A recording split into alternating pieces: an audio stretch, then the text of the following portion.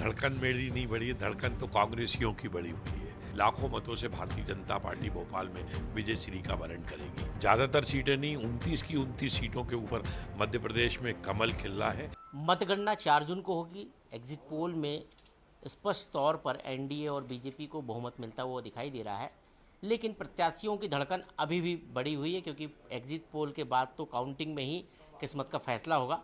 मेरे साथ भोपाल लोकसभा से बीजेपी के प्रत्याशी आलोक शर्मा है, उनसे बातचीत करते हैं।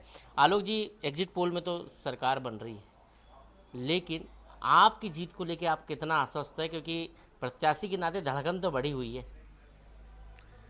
धड़कन मेरी नहीं बढ़ी है, धड़कन तो कांग्रेसियों की बढ़ी हुई है, क्योंकि भोपाल की जनता लगातार 35 वर्षों से भारतीय जनता पार्टी के प्रत्याशियों को भोपाल से सांसद बनाकर दिल्ली पहुंचा रही है।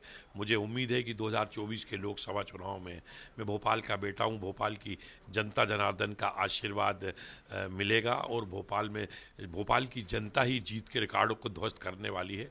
लाखों मतों से भारतीय जनता पार्टी भोपाल में विजय श्री का वरण करेगी। एग्जिट पोल में जो बीजेपी और एनडीए को सीटें मिल रही है, और मध्य प्रदेश में भी 29 सीटों में से ज़्यादातर सीटें भारतीय जनता पार्टी के पास जा रही है। एग्जिट पोल में क्या कहेंगे? एग्जिट पोल ज़्यादातर सीटें नहीं, 29 की 29 सीटों के ऊपर मध्य प्रदेश में कमल खिल रहा है और इस बार भारतीय जनता पार्टी के सभी 29 की 29 लोकसभा सीटों के जो प्रत्याशी हैं वो प्रचंड बहुमत से जीतेंगे।